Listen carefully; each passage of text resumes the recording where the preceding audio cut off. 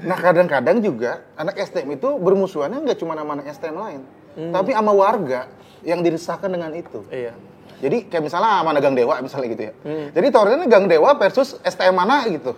Nabi itu dalam hadis Tirmidzi bilang begini, hancurnya dunia itu lebih ringan daripada matinya satu orang karena tawuran atau peperangan. Kata guru ngaji saya, kan orang ribut tuh karena dua hal kan. Iya. Karena salah paham sama paham yang salah.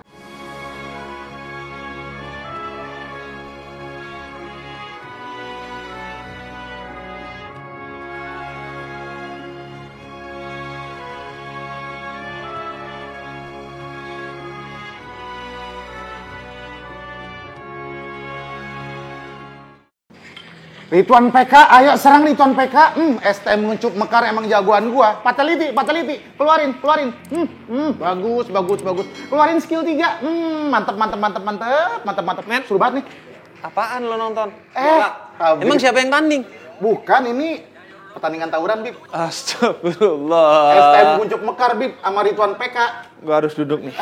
Silakan, Bib. Lu nonton orang tawuran? Emang sekarang orang tawuran sampai masuk ke medsos? Masuk ke medsos, ke TikTok semuanya. Kayaknya dikit lagi bakal jadi cabang olimpiade dah. Aduh. Emang tawuran nih ini, men, pasti udah anak SMA atau SMK doang atau? Sebenarnya tawuran itu oknum sih, Bib. Oknum. Ada juga anak-anak gang, tawuran antar warga.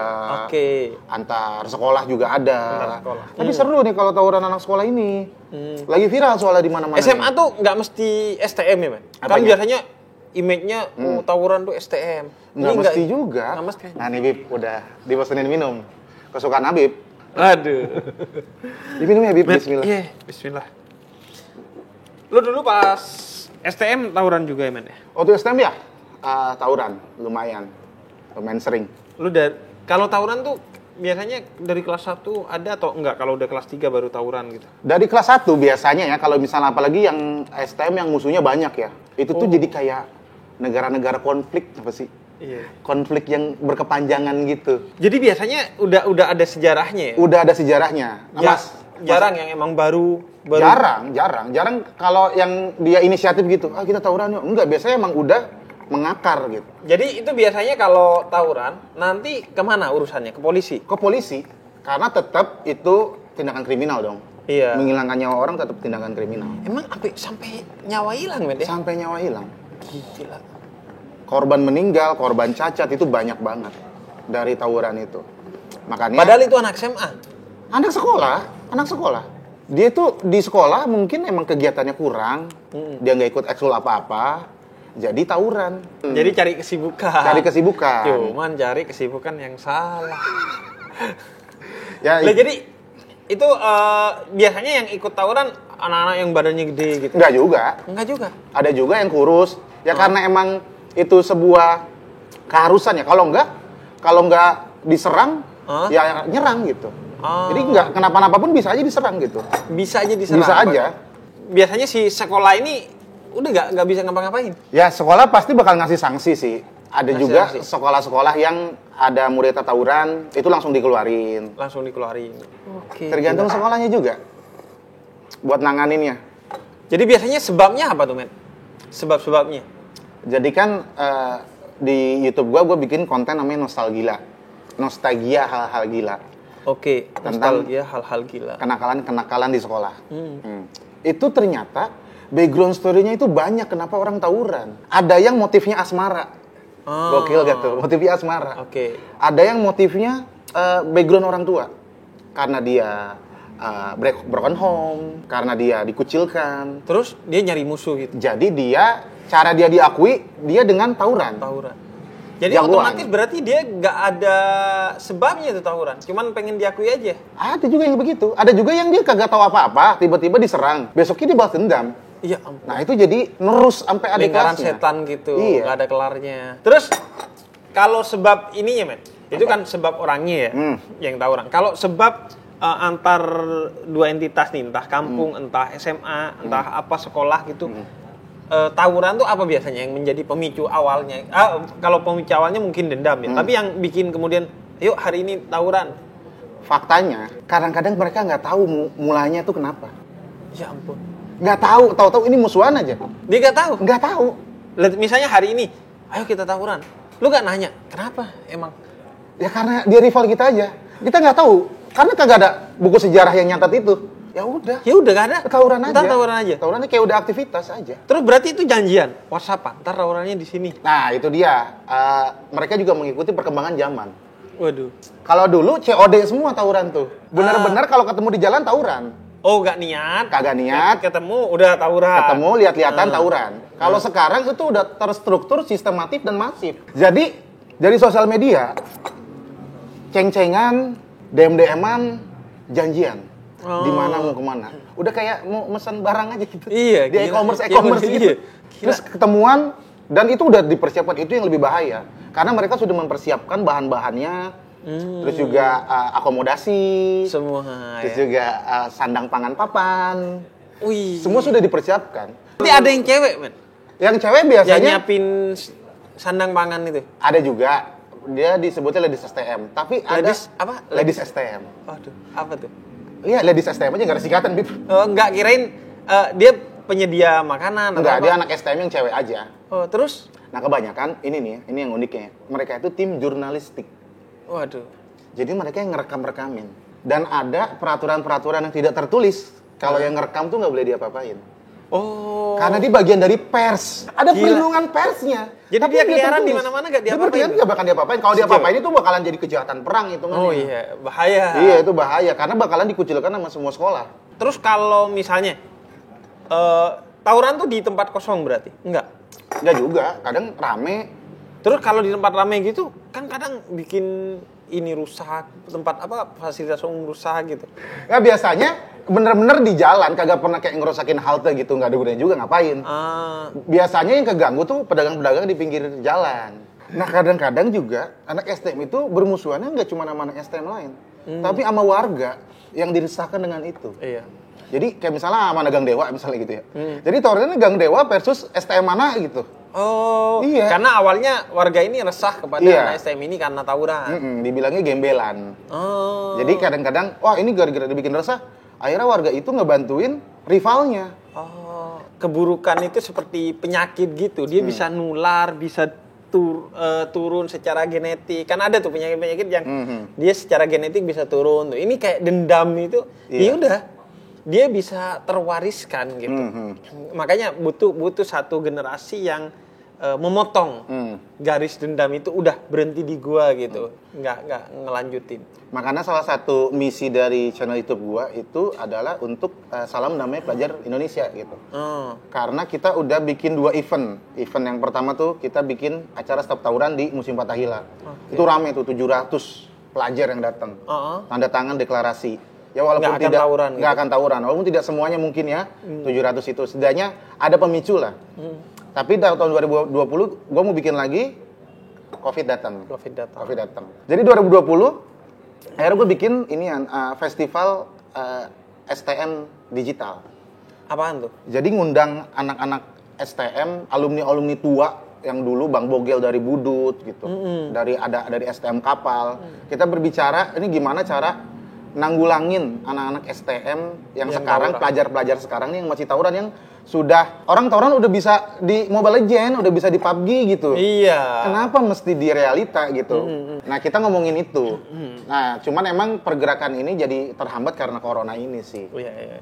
Iya, maksud gua gitu sih. Jadi artinya pertama tawuran itu sendiri sih kan itu kalau lihat perspektifnya Islam ya, agama itu sesuatu yang buruk banget. Karena kata Allah misalnya ya dalam surat Al-Maidah itu Allah bilang kalau lu melukai hingga terbunuh satu orang tanpa sebab yang dibenarkan itu seperti lu membunuh seluruh umat manusia. Gila, bayangin.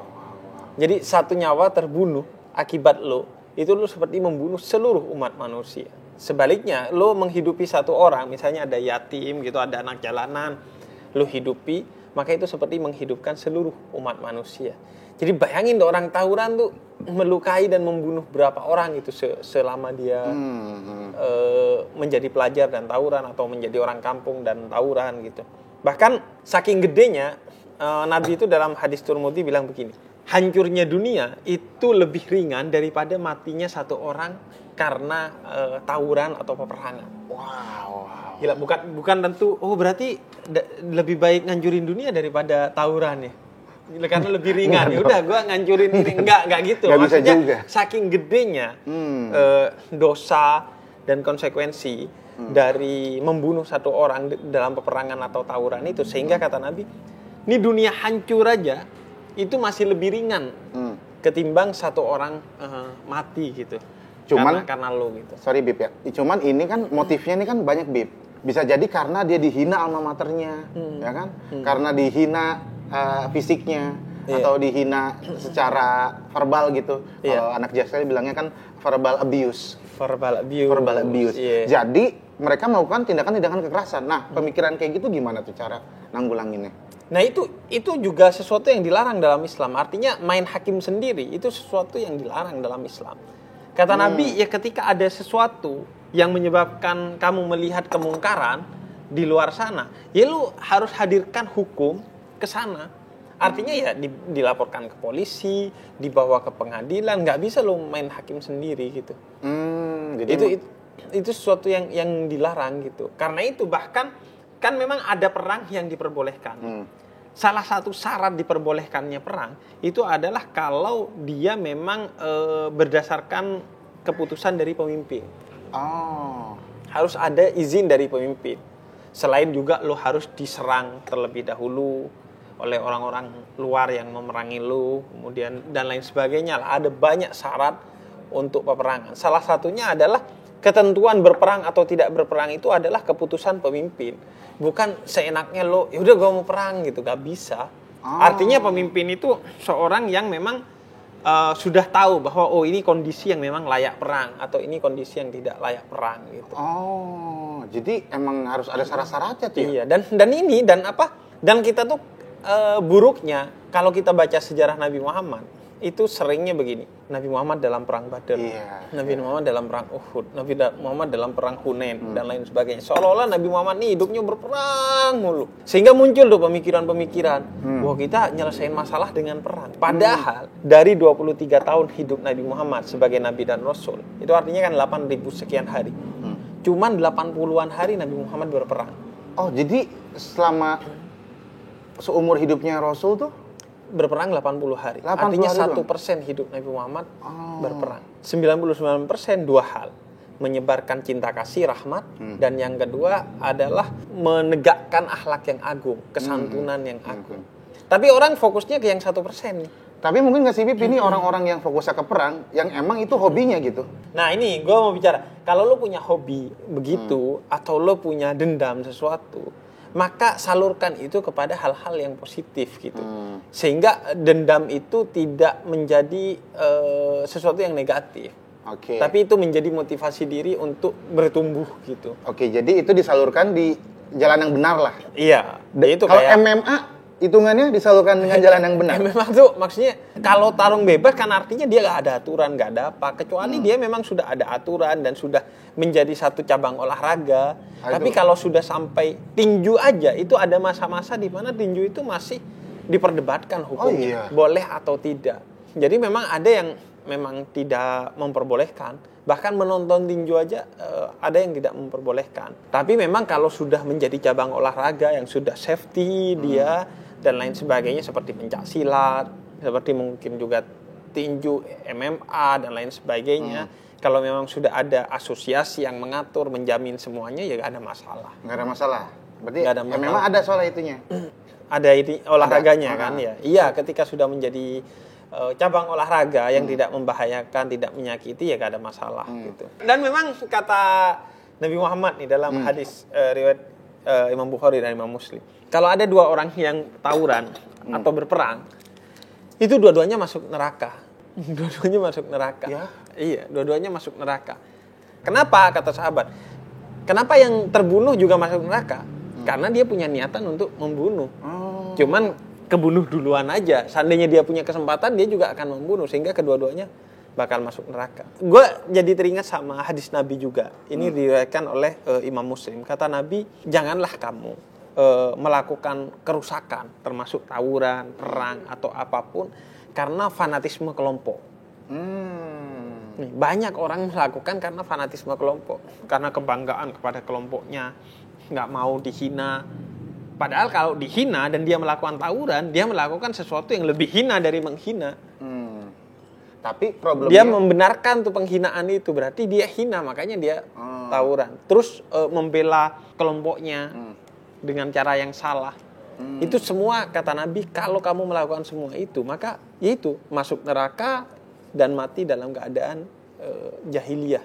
Tapi kan kata guru ngaji saya, kan orang ribut tuh karena dua hal kan. Iya. Karena salah paham sama paham yang salah. Iya. Nah, orang-orang yang paham yang salah ini, yang ngerasa, misalnya dia mencintai Gang Dewa, dia Gang Dewa pride banget. Iya. Kalau ada orang yang ngatain Gang Dewa, itu dia bakalan merangin orang itu. Iya. Pertama ya, fanatisme itu dilarang. Oh, dilarang? Dalam Islam, fanatisme.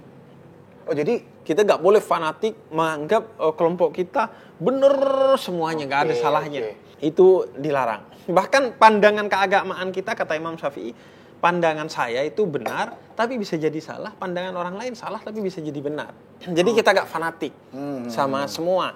Agama aja kita nggak fanatik. Apalagi sama hal-hal yang nggak suci itu. Karena agamanya memang suci, tapi agama yang sudah sampai ke kita kan mengandung kesalahan. Karena kita bukan manusia yang sempurna. Jadi, terus yang kedua, kebenaran itu nggak mutlak berarti, Bib? Kebenaran mutlak. Kebenaran itu mutlak, tapi kebenaran yang sampai kepada kita udah mengandung kesalahan-kesalahan. Karena kitanya itu tidak benar. Kitanya manusia salah. Tapi Nabi, kalau Nabi itu kan maksum. Nabi itu terbebas dari kesalahan. Jadi Nabinya sih dengan kebenarannya, dengan Al-Quran dan Sunnahnya, nggak ada salahnya. Tapi begitu nyampe kepada kita nih, nah itu mulai ini. Kayak ini deh, dulu kuis yang berbisik 4 orang. Oh iya, itu. Nah itu lo bisikin apa, nanti di ujung itu beda. Dia bilangnya apa, dari sini bilangnya A, di sini udah nyampe ke sini udah C. Nah sama kayak itu, kita ini manusia dengan segala kesalahannya.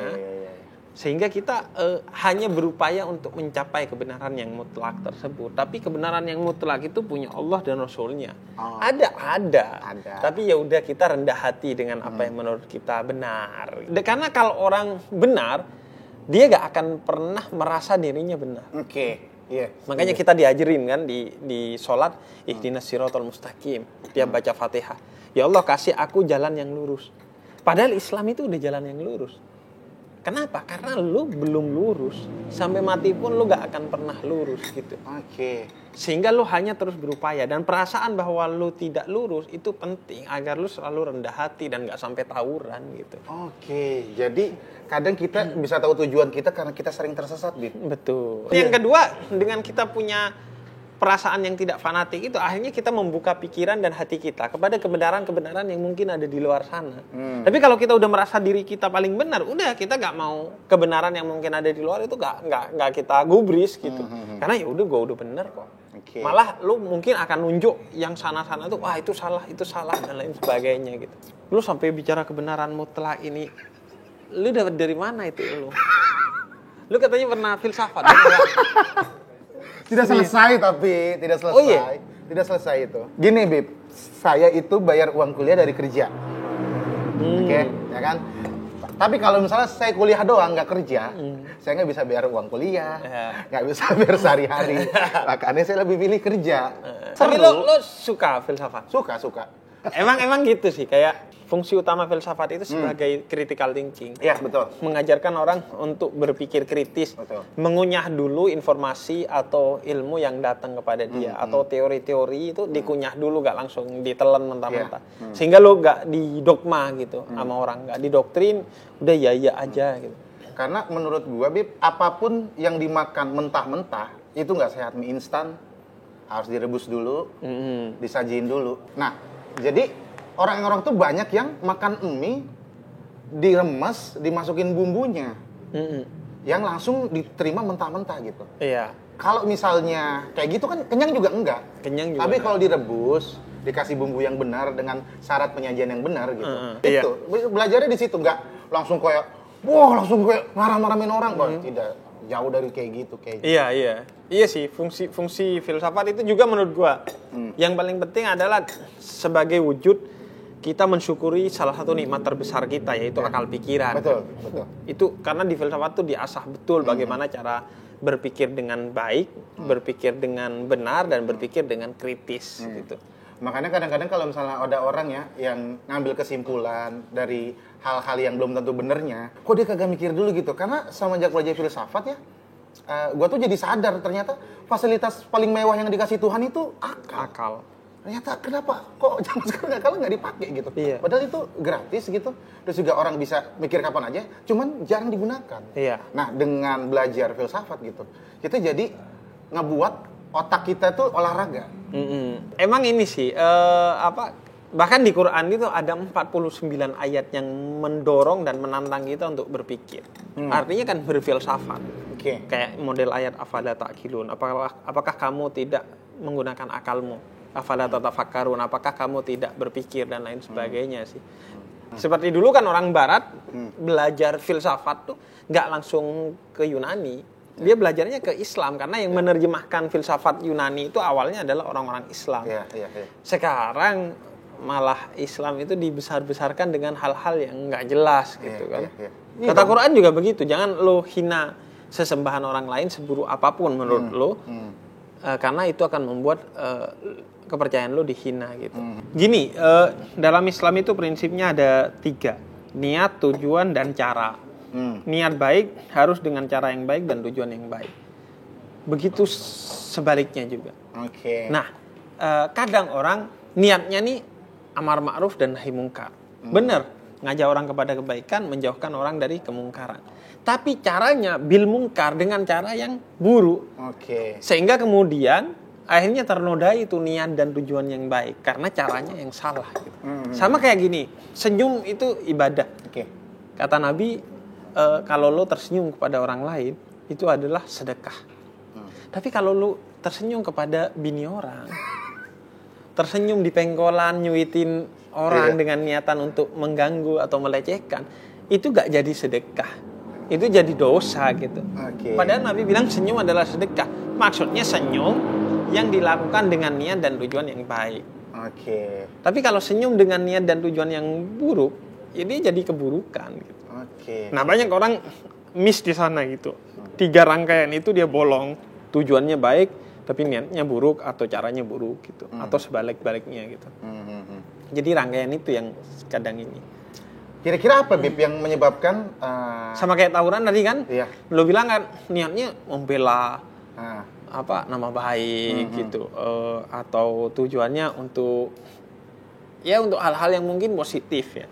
Tapi caranya kan kayak lu bela sekolah lu dengan menang olimpiade sains, bukan lu tawuran kayak lu menang hafalan Quran antar sekolah gitu, bukan lu menang tawuran gitu. Iya. Maksudnya Bib, orang-orang tuh kenapa sekarang mereka lebih memilih percaya Google daripada omongan guru ngaji ya? Nah, itu juga riset PPIM dia nyebut begitu. Kenapa ya? Generasi gue tuh gini, gue kasih tahu sama adek gue kayak wudu yang benar. Nah, tapi nggak kayak gitu. Yang kayak gini, lu sumber dari mana? Ini nih, bener nggak itu? Iya, bener nggak gitu? Nah, belajar ya di medsos ya nggak apa-apa, asalkan sanadnya jelas nyambung ke Rasul. Kenapa? Karena kalau enggak, lu nggak bisa klaim bahwa itu kebenaran. Iya. Lu bisa tahu itu kebenaran mutlak itu dari sana. Kalau enggak, susah. Akhirnya orang bisa menyebut wah kebenaran mutlak nggak ada. Karena nggak ada sanad yang bersambung kepada Rasul. Nah, dengan sanad itu ada yang disebut kebenaran mutlak. Walaupun tetap kita nggak bisa mengklaim secara utuh mutlak ya, karena pasti ada miss di mana-mana kan. Tapi paling tidak sanadnya itu bersambung kepada Rasul. Nah, kenapa anak-anak nggak percaya? Karena memang sekarang agama itu tidak diajarkan seperti dahulu. Karena agama sudah nggak dianggap sesuatu yang penting. Akhirnya anak-anak kita mulai pilihannya 2, belajar agama ke sumber yang salah, atau dia udah nggak beragama. Udah anaknya nggak sholat dan orang tuanya enteng aja nggak sholat, seolah-olah nggak menjadi tugas orang tua buat ngingetin dan ngedidik anak buat sholat gitu. Oke lah, gua lanjut dulu men ya. Nanti kapan-kapan nongkrong lagi Bib. Ini soalnya butuh pencerahan Bib. Kadang-kadang netizen tuh suka bikin kita netizen yang tersesat, kita jadi ikut-ikutan tersesat Nah, gitu. makanya nanti kita ngobrol-ngobrol lagi. Iya. Tapi Masalah kalau pikiran tersesat, Bib, itu kagak bisa kita temuin jalan keluarnya pakai Google Map. nah, iya. Harus ngobrol gini. Harus ngobrol gini. Iya. Tapi ya itu akan ditentukan dari kopi gua. Lu bayarin ya? Iya. Siapa? Gue yang Masa bayarin? ya? Iya. Ntar dulu cek saldo itu dulu. Ya udah, gua sambil mau pergi aja. Iya. Lu ada gak ada ya, diatur lah gimana ceritanya. Nanti kalau kurang transferin. Insya Allah. Udah, Men, ya? Iya. Hati-hati, Bib. Mau Gua kecontek langsung. sambil bawa ini ya satu ya. Bawa aja semua, Bib. Nggak apa-apa, Bib. Jangan, Nggak apa-apa. satu aja. Yuk, Assalamualaikum. Waalaikumsalam. Bib. Bib, saldonya kurang, Bib. Bib. Ya Allah. Kurang lagi saldonya. Bib. Bayarin, Bib.